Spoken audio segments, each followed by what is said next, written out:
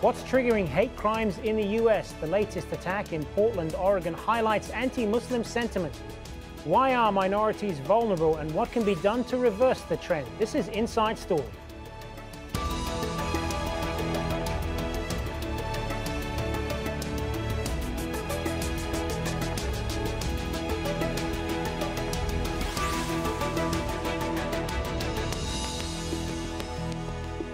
Hello and welcome to the program. I'm Hazem Seeker. The fatal stabbing of two men on a train and serious injuries to another has turned the spotlight on bigotry and intolerance in the United States. All three were standing up to a man who was heard racially abusing two young women, one of them a Muslim wearing a headscarf. Their alleged attacker, a known white supremacist, is facing trial for aggravated murder and other charges. Was the attack an isolated incident or evidence of a growing trend? We'll get to our guests in a moment. But first, Rob Reynolds reports from Portland, Oregon. An outpouring of grief in Portland for three men hailed as heroes for stepping up to hate and bigotry. Two of the men were stabbed to death and another gravely wounded after they intervened to help two young women who were being harassed on a public transit train. Eyewitnesses and police say 35-year-old Jeremy Christian was shouting "Crossing our country like a wave. It's gone too far." And these three guys stood up on a train in Portland, Oregon, and pushed back against the wave. And so what I would tell them is thank you for your courage. And now it's up to us. I'd say to the rest of us, now we got to back that. They took the action. They took the bigger risk. They made the bigger sacrifice. Now we've got to stand up and back them. And we will. 53-year-old Ricky Best, an Army veteran, and 23-year-old Taliesin Namkai Meche, a recent college graduate, were killed. 21-year-old Micah Fletcher is being treated for his injuries. They were all attacked because they did the right thing. Michael Kennedy tried to aid the dying men. What I first saw was the bloody tracks coming out of the door and the blood flowing out of the door. Then I saw him, and then on the other side of Taliesin was Ricky. Christian was arrested near the scene of the crime. Police and hate group watchdog organizations say he left a long trail of racist rants on social media directed against women, African Americans, Jews, and Muslims. Christian was seen at a white supremacist rally earlier this year, draped in an American flag and spewing racist remarks. Die Muslim! Die fake Christian! Die Jew! President Donald Trump tweeted, "The violent attacks in Portland on Friday are unacceptable. The victims were standing up to hate and intolerance. Our prayers are with them." Thank you to their family. The killings have stunned and shaken Portland, a famously liberal city that prides itself on a reputation for tolerance. Rob Reynolds, AlJazeera.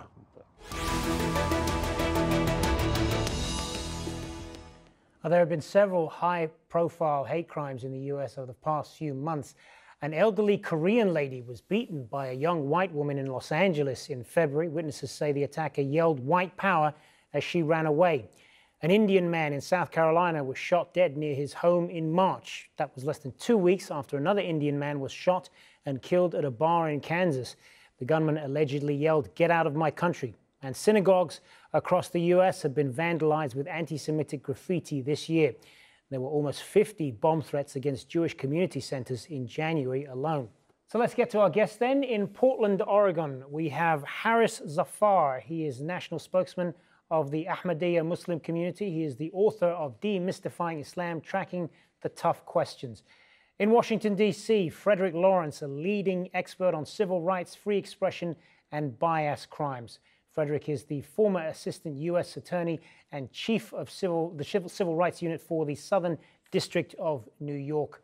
And in Irvine, California, we have Brian Levin, a criminologist, attorney, and professor at the Department of Criminal Justice at California State University. Welcome to you all. So Haris Zafar, obviously this is a story that's generated worldwide attention. I want to ask you, what's been the response from the city of Portland since this attack? Are you heartened by the response? Does it give you hope for the future? And can more be done?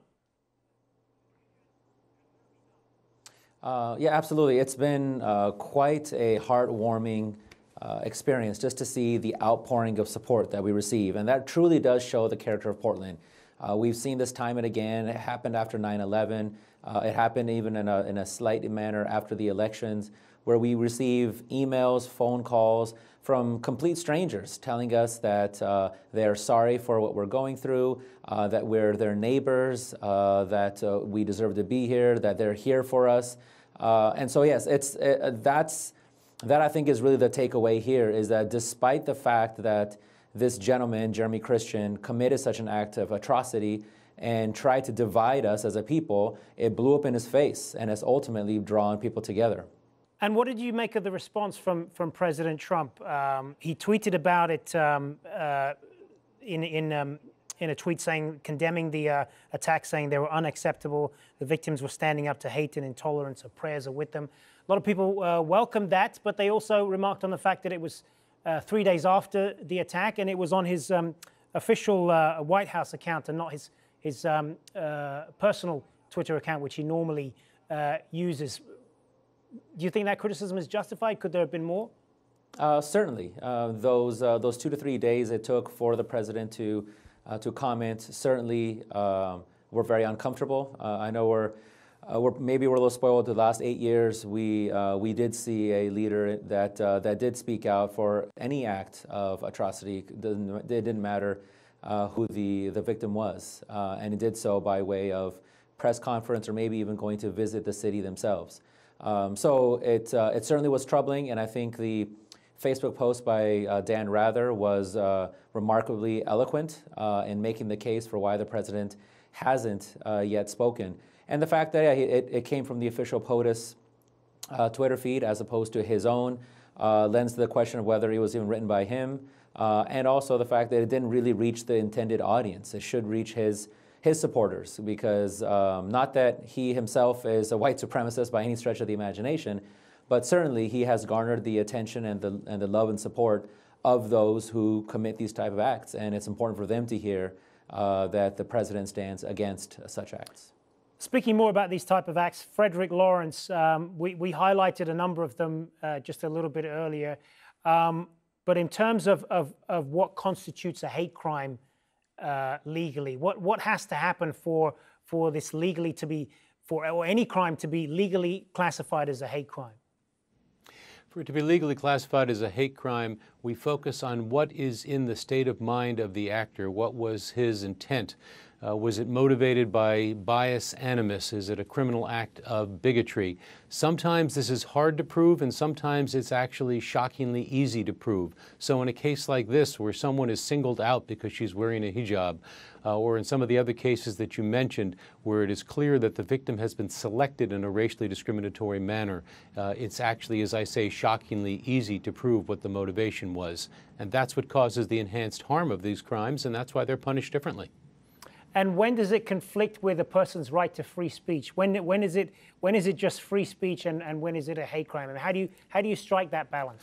I think it's a great question. I think when the speech ends and the act begins is where we have the case of a hate crime. So, for example, there's a Supreme Court case that perfectly captures this involving the cross-burning statute in Virginia.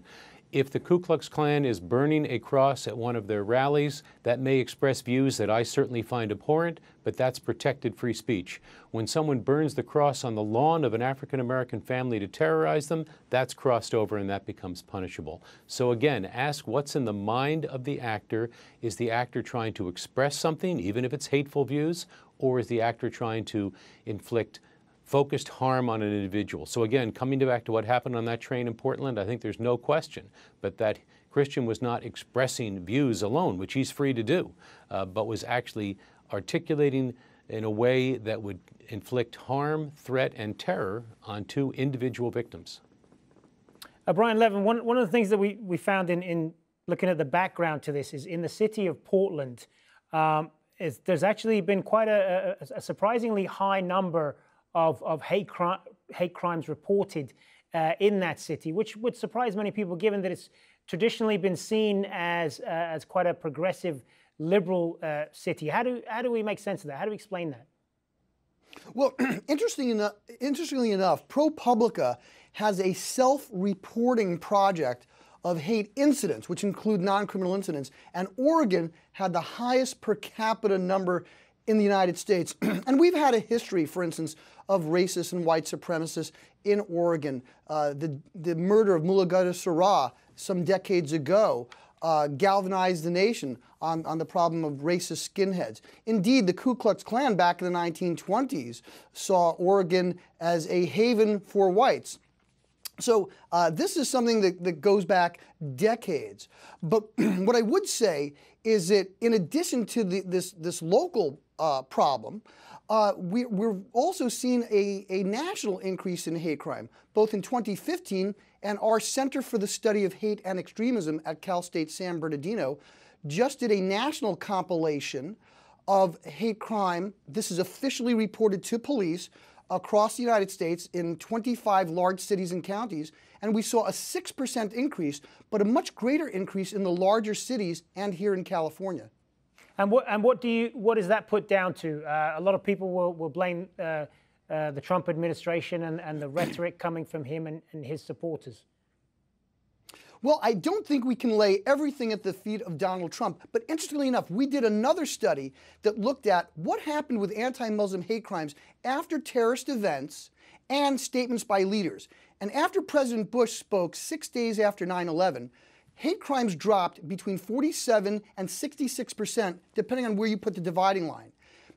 In contrast, when then candidate Trump spoke 5 days after the San Bernardino terrorist attack, anti-Muslim hate crimes increased 87.5% above the already elevated levels of the December 2nd attack. His Muslim ban proposal was announced on December 7th. So it does appear that words matter, and there is a correlation between the statement of leaders and how communities and indeed criminals respond to these terrible things.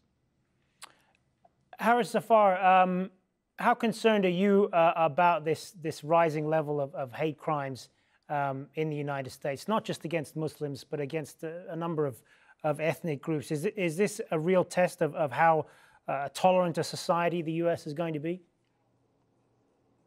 Yes, absolutely. And I'm actually glad that you mentioned that it's not just Muslims. It's not a self-serving concern that we have, especially within the Ahmadiyya Muslim community.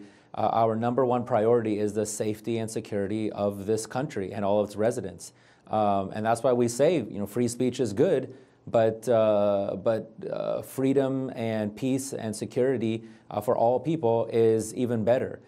So it's of grave concern to see and to hear the things that are said about Hispanics in this country, the things that are said about Muslims, African Americans, immigrants.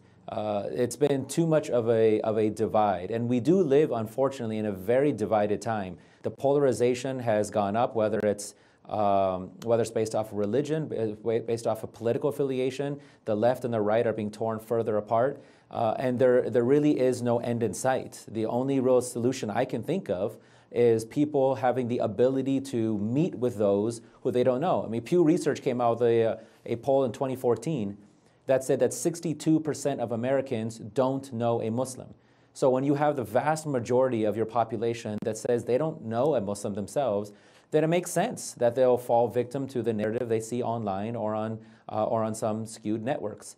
And so that's why we believe that the solution is getting to know people. So when we launched the Coffee, Cake, and True Islam initiative, which is us and the Ahmadiyya Muslim community sitting in coffee shops and malls in our 70 chapters around the country, simply to present ourselves in an uncomfortable way, but to spur a dialogue, it's to find those 62%. And we believe that education will solve this problem.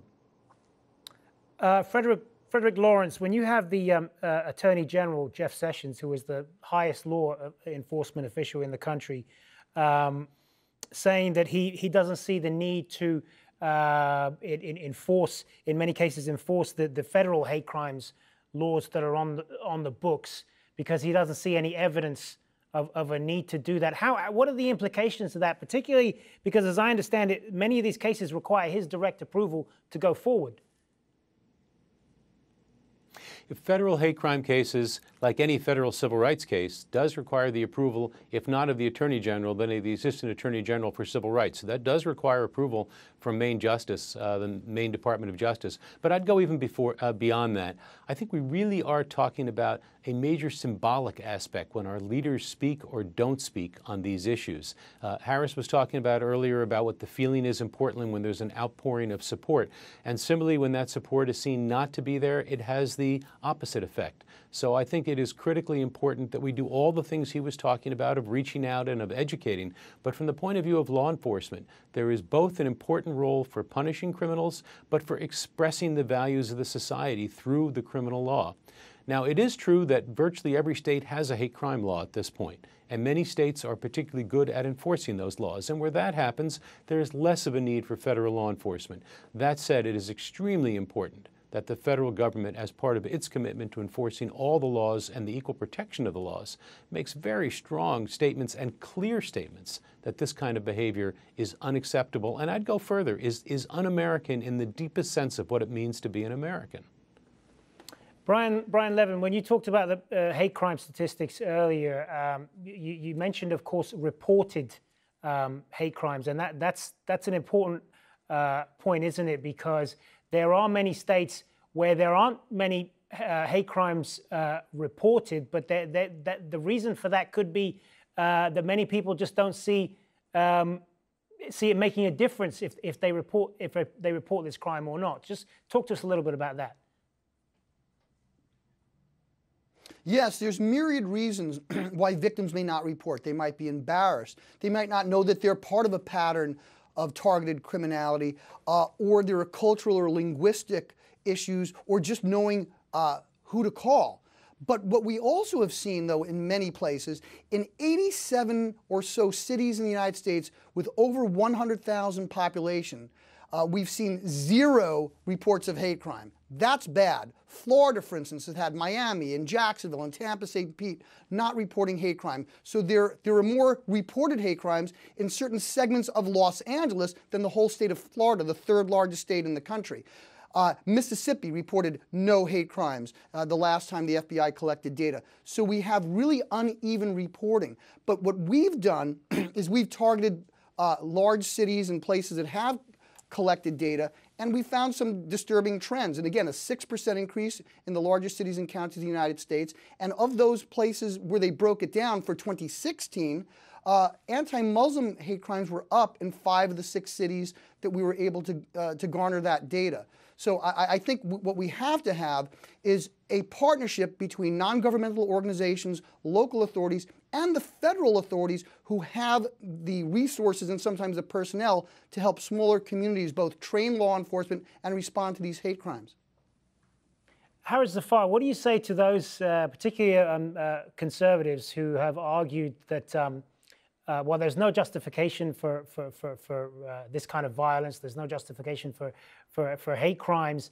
You can put some of this down to political correctness, years of decades even of political correctness, people not being, the feeling that free speech has been silenced here, and this is the kind of, all of this is kind of boiling to the surface now. What do you say to that? Well, first I'd say that that I seek no desire to inhibit anyone's speech. I do believe anyone should have the right to, even if they have a complaint about Islam, that doesn't offend me at all. I do believe there is something to be said about a movement to push back a little too hard at even honest criticism. So if there are critics of Islam that believe that Sharia is something that's scary, or that Islam has some oppressive practices, I don't mind them sharing that. And so I don't think it's healthy to silence them.